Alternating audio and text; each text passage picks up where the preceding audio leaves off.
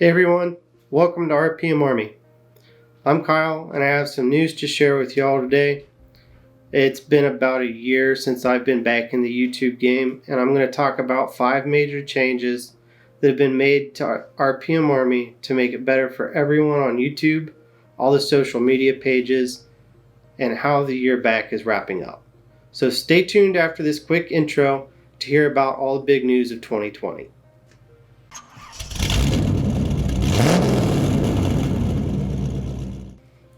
So first things first, I was off platform for several years, focusing on school, my day job, and my new wife. Once all of that dust settled, I kept thinking that I should come back because I really missed working on content creation and recording awesome events. It's been about a year back now, and the channel's starting to fire on all cylinders again. And I have all of you to thank for that. All of your likes, subs, and comments, it really means a lot. Getting back into it, the first thing that we really focused on was making sure all of you had regular content to watch. I'm proud to say that RPM Army has had daily post updates for the whole year without many hiccups. This was mostly thanks to a backlog of content that wasn't ever posted before. If it weren't for that, I'd probably only be posting a 6-month update at this point. That's with all the lockdowns and all. I have to give National Trail Raceway a big shout out for basically letting me camp at their facility this summer. I had planned on doing the normal drag racing, tractor pull, and tough truck event coverage rotation a lot of you enjoyed, but so many events were canceled. If it wasn't for them putting up with me, I wouldn't have had much to go record. I'm very thankful for them. I also managed to get down to Killcare Raceway later in the summer to record the Outlaw Streetcars Association Hot Summer Nights event. I have to say that is a pretty awesome organization, and I plan on hitting them up next year. The second thing that changed this year was the recording and editing equipment. I'm still using the same trusty Canon HF G30 that I always use, but we're running a brand new editing workstation it's got some real horsepower. It can tear through high def video and even 4K footage. It really helps out with the daily content releases.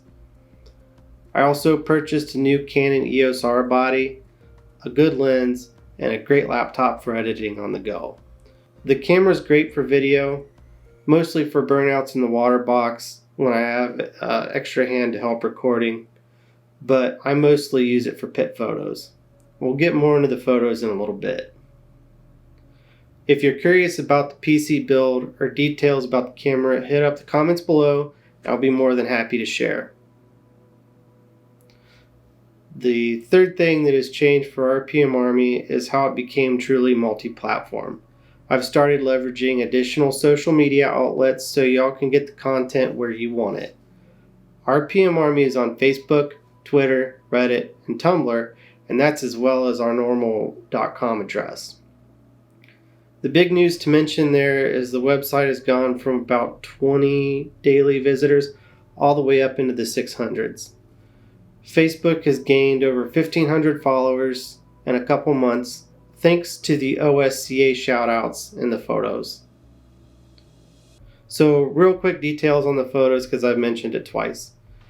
Before events, I've been taking pit photos, some candids, and some of the drag cars, and giving those full res digitals away for free. So if you were at an event this year and you saw me around snapping pictures, make sure you check through the Facebook photos. You can message me for details if you see your ride. I've also been regularly posting on Twitter, Tumblr, and Reddit. Most of these are RPM Army featured partner videos to help them grow, and we'll talk about them soon. RPM Army also created a group on Facebook so y'all can truly be a part of the RPM Army and get in on the action. The fourth major change this year has been the addition of 8 fantastic featured content partners who have authorship on rpmarmy.com and distribution on all of the social media pages. So the first partner, Midnight Madness 4x4, he was a long-standing subscriber on this channel, and he was the first one to hop on the opportunity to get in on the action. He's a tough truck racer from PA and does some iRacing on Twitch.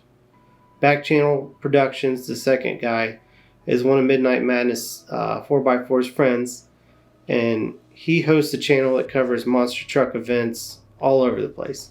He does voiceover and press coverage as well. Monday Morning Racer was the third guy who joined up. It was later in the spring. He covers racing events, interviews, and shop tours. He also works for Strut Masters and closely with Lou Santiago and his channel Garage Insider TV. Boosted MPLS came next. I think it was midsummer. I'm not really 100% positive. Anyway, Boosted owns an R35 GTR and makes videos about that. He does interviews about other cool cars, and he participates in some rallies. If you like that kind of content, make sure you go and check him out. Shortly after Boosted showed up, LSX Hunter came on the scene. He's a dude up in Michigan that really likes his Pontiac stuff. If you're down with that like I am, you really need to go check it out. He's got a number of classic builds going on right now, and he's super easy to interact with. Gearhead Tour was the sixth content partner to show up, and while I think they're one of the newest channels in the roster, they're putting up some great content. They do press coverage at events like the Holly LS Fest and generally cover interesting car news and builds. They have a couple of recognizable presenters. I'm not really going to ruin it for you. You'll just have to go look it up for yourself. The last two featured partners to join up were Hotchman Fabrication and Speed, and Definitely Not Mechanics. Hotchman Fabrication and Speed is a shop outside of Chicago that does some amazing welding, fabrication, and owns a pretty well-known Mitsubishi Evo. They also just got an awesome new shop car. I'd suggest looking them up to see what it is. Definitely Not Mechanics is a group of dudes that have some pretty interesting projects, and I'd like to say they provide some much needed comic relief to the bunch. In their own words, you will see them ruining the reliability and function of vehicles, and mods that are less than safe. You can check out the featured partners in the description below. That'll take you to the website with all of their channel icons, so make sure you go check them out. The fifth and probably most major accomplishment so far this year was that RPM Army is now an official LLC. We have a business license, vendor's license, and all. I've also invested in expanding RPM Army's products, services, and capabilities. This spring I purchased a 28-inch vinyl cutter, shirt press, and 3D printer.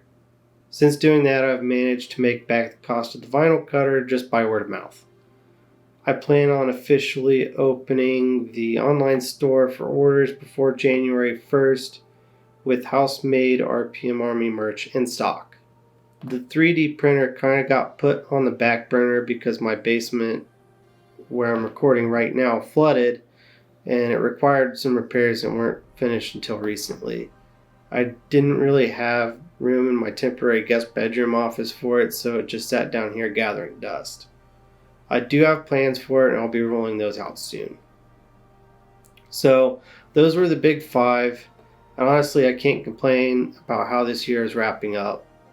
We've all faced hurdles, but you guys, the audience, you really helped keep things going by interacting and watching the videos.